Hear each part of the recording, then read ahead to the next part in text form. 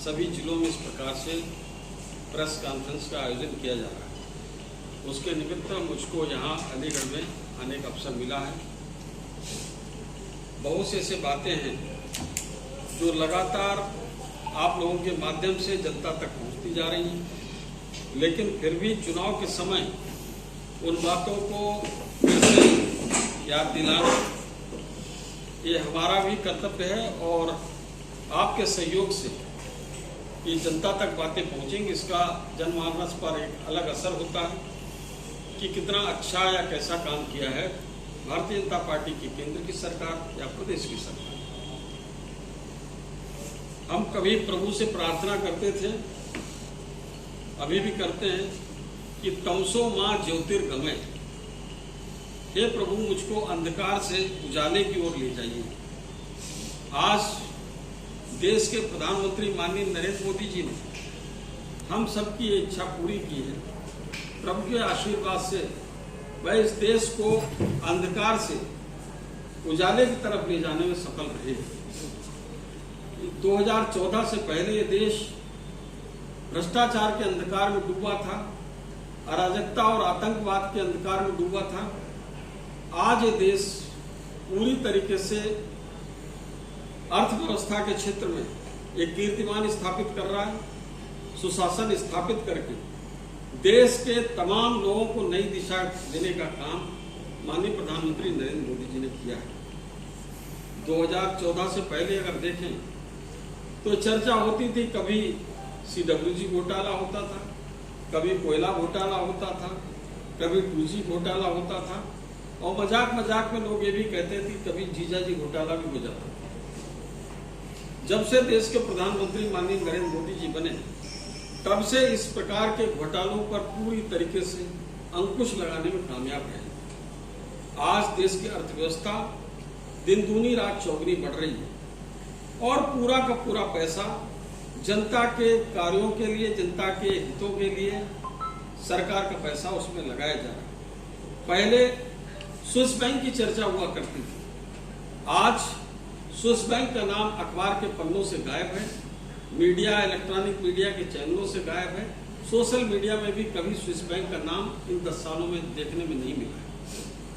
कांग्रेस के बड़े बड़े नेताओं के नाम, नेताओं के खाते स्विस बैंक में खोलने की चर्चाएं लगातार होती थी। उनको रोकने का काम हमारे देश के प्रधानमंत्री माननीय नरेंद्र मोदी जी ने किया है। इस प्रकार से काला धन जो जनरेट हो रहा था उसको बिल्कुल रोकने का काम किया है। साथ ही साथ अगर अर्थव्यवस्था के क्षेत्र में देखें तो हर दिन ये चर्चा होती थी कि मुद्रास्फीति की दर कितनी ज्यादा बढ़ गई। कांग्रेस के समय मुद्रास्फीति की दर डबल डिजिट में पहुंच जाती थी और उसको नियंत्रित करने के लिए कांग्रेस के पास कोई उपाय नहीं होता था। उनके सबसे बड़े अर्थशास्त्री को उन्होंने देश के प्रधानमंत्री बनाने के बावजूद अर्थव्यवस्था पर किसी प्रकार का कोई नियंत्रण नहीं रख पाए। हमारा विदेशी जो मुद्रा भंडार था वो भी चिंताजनक स्थिति में आ गया था। लोगों को हर तरफ से तकलीफें हो रही थी, लेकिन 2014 के बाद स्थिति को पूरी तरीके से बदलने का काम हमारे देश के प्रधानमंत्री माननीय नरेंद्र मोदी जी ने किया है।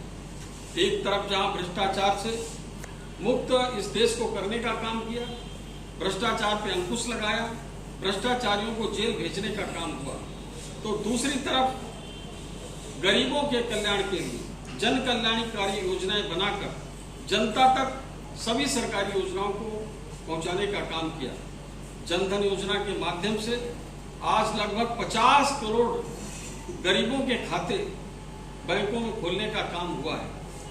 इससे पहले कोई गरीब बैंक में खाते खुलवाने के लिए जाता था तो बैंक के बाहर खड़ा गाड़ी उसको अंदर नहीं जाने देता था। उसके अंदर चला गया तो बैंक का बाबू उसको फॉर्म नहीं देता।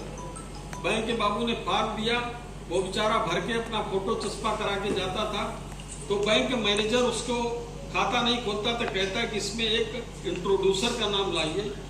उस गरीब को नहीं पता होता था कि इंट्रोड्यूसर क्या है, तो वो कहता था कि परिचय देने वाला व्यक्ति लाइए जिसका खाता इसी बैंक को, अगर वो तुम्हारी गारंटी लेगा तभी आपका खाता खुलेगा। देश के ऐसे करोड़ों करोड़ों गरीब जिनकी देश में गारंटी लेने वाला कोई नहीं था, देश के प्रधानमंत्री माननीय नरेंद्र मोदी जी ने ऐसे गरीबों की गारंटी लेकर जीरो बैलेंस से खाता खुलवाने का काम किया और उसका लाभ यह हुआ कि इन जीरो बैलेंस के जनधन अकाउंट के खाते खुले, इनमें डीबीटी के माध्यम से डायरेक्ट बेनिफिट ट्रांसफर के माध्यम से माननीय प्रधानमंत्री नरेंद्र मोदी जी ने, हमारी केंद्र की सरकार ने लगभग इन 10 सालों में लगभग 34 लाख करोड़ रुपया नीचे इन खातों में भेजने का काम किया। अगर एक स्थिति देखें कि कभी राजीव गांधी इस देश के प्रधानमंत्री थे तो वो कहते थे कि हम यहाँ से 1 रुपया भेजते हैं तो जनता तक 15 पैसा पहुँचता है और 85 पैसा बिचौलिए खा जाते हैं। अगर वैसी परिस्थिति होती तो लगता है कि 28 लाख करोड़ रुपया इस 34 लाख में बिचौलिए खा जाते, केवल 5-6 लाख रुपया ही हमारे गरीबों तक पहुंचता। तो इस तरह से उस पैसे को सीधे गरीबों तक पहुंचाने का काम और उसकी व्यवस्था बनाने का काम देश के प्रधानमंत्री माननीय नरेंद्र मोदी जी ने किया। 10 करोड़ से ऊपर उज्ज्वला योजना के माध्यम से गरीबों के मुफ्त में गैस को कनेक्शन देने का काम किया। जिन्होंने कभी सपना नहीं देखा था कि हम इस जिंदगी में कभी पक्का घर भी बना पाएंगे, उनके सपनों को साकार करने के लिए प्रधानमंत्री आवास योजना में गरीबों के पक्के घर बनाने की योजना बनाकर हम करोड़ों करोड़ों लोगों के घर बनाने का काम इस देश में हुआ है। इसके साथ ही साथ बहुत से ऐसे गरीब थे जो पैसे के अभाव में अपना इलाज नहीं करा पाते थे, बेचारे दुख झेलते रहते थे, पीड़ा झेलते रहते थे, लेकिन इलाज के लिए उनके पास पैसे नहीं होते थे। माननीय प्रधानमंत्री जी ने आयुष्मान योजना के माध्यम से 5 लाख रुपए तक का मुफ्त में इलाज करने की एक व्यवस्था 1 साल में की है और उसके माध्यम से गरीबों का बहुत बड़ा कल्याण हो रहा है। उनको वो वैसी पीड़ा जो असहनीय दर्द होता था उस पीड़ा से मुक्ति दिलाने का काम माननीय प्रधानमंत्री जी ने किया है। साथ ही साथ प्रधानमंत्री किसान सम्मान निधि के माध्यम से किसानों को भी एक संबल, एक छोटा सा सहारा देने का काम भी प्रधानमंत्री जी ने किया है और लगातार जन कल्याणकारी योजनाओं की झड़ी लगाकर इस देश में एक पॉजिटिविटी, एक अच्छा वातावरण विकसित करने का काम प्रधानमंत्री जी ने किया और इन योजनाओं को निरंतरता में आगे करते हुए अगर आप देखें तो 2014 से लेकर 19 तक का माननीय प्रधानमंत्री जी का कार्यकाल जन कल्याणकारी योजनाओं को समर्पित था। तो 2019 से लेकर 2024 तक का कार्यकाल जन आकांक्षाओं को समर्पित है। तो जन आकांक्षाएं कौन सी थी? उसमें ट्रिपल तलाक, जो हमारी माताएं बहनें, मुस्लिम माताएं बहनें सदियों से ट्रिपल तलाक का दंश झेल रही थी, पीड़ा झेल रही थी, उसको उससे मुक्ति दिलाने का काम हमारे देश के प्रधानमंत्री माननीय नरेंद्र मोदी जी ने किया। साथ ही साथ उसके बाद सीए को लाकर जो शरणार्थी आए हुए हैं, कभी महात्मा गांधी जी वादा करके गए थे कि जो जहां पर वहीं रह जाए उनको बाद में सहज जीवन उपलब्ध कराया जाएगा, जो जहां आना चाहेगा, जो पाकिस्तान से यहाँ आना चाहेगा, ऐसे लोगों को हम यहाँ पर रहने के लिए उचित स्थान देंगे, वातावरण देंगे। और वो केंद्र की सरकार आज अलीगढ़ की इस पवित्र भूमि पर हमारे प्रदेश के द्वारा जो निर्धारित है कि हर जिले में हम प्रेस कॉन्फ्रेंस करेंगे, इसमें आप लोगों के बीच में आकर और आप लोगों के माध्यम से जनता तक अपनी बात को, अपनी आवाज को पहुंचाने के लिए आप लोगों के बीच में आया हूं। 2024 के चुनाव 2014 से पहले और 2014 के बाद का राजनीतिक परिदृश्य अगर देखें तो पूरी तरीके से अलग अलग दिखाई पड़ेगा। 2014 से पहले इस देश में अराजकता थी, इस देश में भ्रष्टाचार था, इस देश में आतंकवाद था, इस देश में नक्सलवाद था और किसी भी तरीके से संवैधानिक संस्थाओं के द्वारा किसी तरीके से किसी भ्रष्टाचारियों को पकड़कर और उनके खिलाफ सख्त कार्रवाई करने का साहस सरकार नहीं दिखा पा रही। माननीय प्रधानमंत्री जी के नेतृत्व में जन कल्याणकारी योजनाओं के माध्यम से गरीबों का कल्याण हुआ है। आज प्रधानमंत्री आवास योजना के माध्यम से आवास दिए गए, उज्ज्वला योजना के माध्यम से 10 करोड़ से ज्यादा गरीब परिवारों को मुफ्त में गैस के कनेक्शन दिए गए। इसी आयुष्मान कार्ड के माध्यम से गरीबों को मुफ्त में इलाज कराया जा रहा है। प्रधानमंत्री किसान सम्मान निधि के माध्यम से लोगों को, किसानों को राहत दी जा रही। इस तरीके से बहुत से ऐसे जन कल्याणकारी योजनाओं को झड़ी लगाने का काम 2014 से लेकर 19 तक हुआ है। जो कि एक कार्यकाल माननीय प्रधानमंत्री जी ने जन कल्याणकारी योजनाओं को समर्पित किया, दूसरा कार्यकाल माननीय प्रधानमंत्री जी ने जन आकांक्षाओं को समर्पित किया, जिसमें ट्रिपल तलाक, हमारी जो माताएं बहनें मुस्लिम, उनको सदियों से एक ट्रिपल तलाक का दंश झेल रही थी, उससे मुक्ति दिलाने का काम हमारे प्रधानमंत्री नरेंद्र मोदी जी ने किया है। साथ ही साथ सीए का जो बहुत समय से जो अपेक्षा थी, जो शरणार्थी आए हुए थे 3 देशों के, अफगानिस्तान, पाकिस्तान और बांग्लादेश, 6 धर्मों के लोग, जिसमें हिंदू हैं, सिख हैं, बौद्ध हैं, जैन हैं, पारसी और ईसाई, इन धर्मों के लोग भारत में अगर आए हुए हैं शरणार्थी के रूप में, तो उनको नागरिकता देने का काम हमारी सरकार ने किया है। इसके साथ ही साथ 370 धारा को हटाने के लिए, जो धारा कहते थे कि ये धारा कभी हट नहीं सकती, अगर ये धारा हटी तो खून की नदियां इस देश में बहेंगी, तो कोई खून की नदियां तो दूर, एक बूंद खून नहीं बहा, और पत्थर चलाने के लिए जो मशहूर थे, एक पत्थर भी नहीं उछला।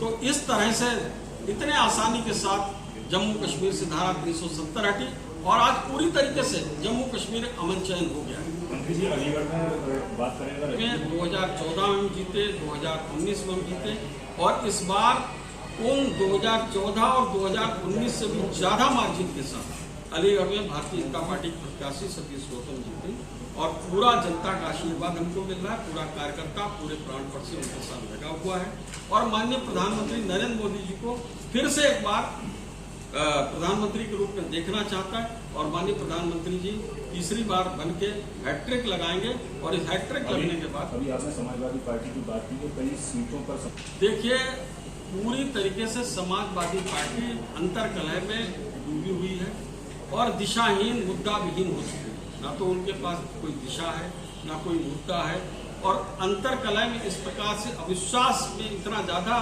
डूब गए हैं कि एक दूसरे पर विश्वास नहीं, चाचा का भतीजे पर विश्वास नहीं, भतीजे का चाचा पर विश्वास नहीं, एक नेता का दूसरे नेता पर विश्वास नहीं। आपने देखा होगा पिछले ये राज्यसभा का जब चुनाव था, उनके दल के तमाम विधायक लाइन लगा के भारतीय जनता पार्टी के प्रत्याशी को समर्थन कर, तो आप ये देख सकते हैं कि किस तरीके से उनके दल में स्थितियां चल रही हैं। आज उनके दल में लगातार प्रत्याशियों को ताश के पत्तों की तरह फेंटा जा रहा है। बदायूं में कभी धर्मेंद्र जी का नाम आता है कि धर्मेंद्र यादव लड़ेंगे, कभी शिवपाल यादव लड़ेंगे, तो कभी उनके शिवपाल यादव के बेटे आदित्य यादव लड़ेंगे। लड़ेगा परिवार से, कोई परिवार, बाकी कोई कार्यकर्ता नहीं लड़ेगा। कन्नौज का क्लियरिटी नहीं होती है, और उसके बाद धर्मेंद्र को आजमगढ़ में भेज दिया जाता है। फिरोजाबाद की स्थिति क्लियर होती है, लेकिन वहां भी कोई दम नहीं दिखाया जाता। रामपुर से आजम खां कह रहे थे कि अखिलेश यादव जी खुद लड़ रो, लेकिन अखिलेश जी ने मना कर दिया। अलीगढ़ में भारतीय जनता पार्टी के कार्यकर्ता हितेश उपाध्याय जो कि स्वयं ब्राह्मण है और वो बहुजन समाज पार्टी से चुनाव लड़ रहे हैं, तो उसकी क्या क्षति भारतीय जनता पार्टी को होगी, जो राज पहले से करीबी भी रही है? देखिए, ऐसा है कि भारतीय जनता पार्टी का जो कैडर है, तो वह भारतीय जनता पार्टी का जो हमारा कार्यकर्ता वैचारिक रूप से इतना मजबूत है कि कोई व्यक्ति कहीं जाए, हमारा कार्यकर्ता, हमारा कैडर हमारे साथ रहता है। और जहां तक जिनकी आपने बात करी, वो कभी इस दल में कोई पदाधिकारी रहे हो ऐसा मुझे ध्यान में नहीं आ रहा है। कार्यकर्ता होंगे, अच्छी बात है, लेकिन भारतीय जनता पार्टी का प्रत्याशी कमल का फूल होता है। अच्छा, कुछ लोग अप्रत्यक्ष रूप से जो है उनको, आपकी भारतीय जनता पार्टी के लोग अप्रत्यक्ष रूप से उनके साथ जुड़े हुए हैं, क्या ऐसे लोगों पर संगठन कार्रवाई करेगा जो ऐसे लोग पर? देखिए, ऐसा है कि जो जितने अप्रत्यक्ष रूप से हैं वो सब प्रत्यक्ष हो जाएंगे। मोबाइल के रूप में कुछ अप्रत्यक्ष है, सारा प्रत्यक्षता सामने आ जाती कि कौन क्या है, और धीरे धीरे हम प्रयास करेंगे, हम सभी कार्यकर्ताओं को साथ में लेकर चलेंगे, और सभी कार्यकर्ता सतीश उपाध्याय जी को लड़ाएंगे, और प्रचंड बहुमत से यहाँ पर हमारे प्रत्याशी जीतेंगे। हमें किसी तरह की कोई परेशानी नहीं होने वाली है, और मुझे लगता है कि धीरे धीरे उन्हें भी समझ में आ जाएगा, तो वो हो सकता है कि वो भी अपना विचार बदलेंगे। क्या भाजपा की संगठन पार्टी में 2 फाड़, 3 फाड़, 4 फाड़ हुए, ये चीड़ फाड़ भारतीय जनता पार्टी कभी होती नहीं है। भारतीय जनता पार्टी में एक ही बात रहती, वो विचारधारा के आधार पर जुड़ी हुई पार्टी। आपने कभी देखा कि इस पार्टी का कभी वर्टिकल डिवीजन हुआ? इतने दिनों से पार्टी चल रही, तमाम कांग्रेस के वर्टिकल डिवीजन इतने बार हो चुके हैं, समाजवादी पार्टी से लगाकर सभी पार्टियों में वर्टिकल डिवीजन होते हैं, लेकिन भारतीय जनता पार्टी चूंकि वैचारिक धागा हमारा इतना मजबूत है कि कभी इसका वर्टिकल डिवीजन नहीं हो सकता। हाँ, कभी कभी कोई कार्यकर्ता उसकी इच्छाएं नहीं पूरी होती, महत्वाकांक्षाएं नहीं पूरी होती तो नाराज हो सकता है, लेकिन कालांतर में वो भी हमारे साथ ही आता है, उसके भी कहीं कोई दूसरा जगह उसको बनती नहीं है।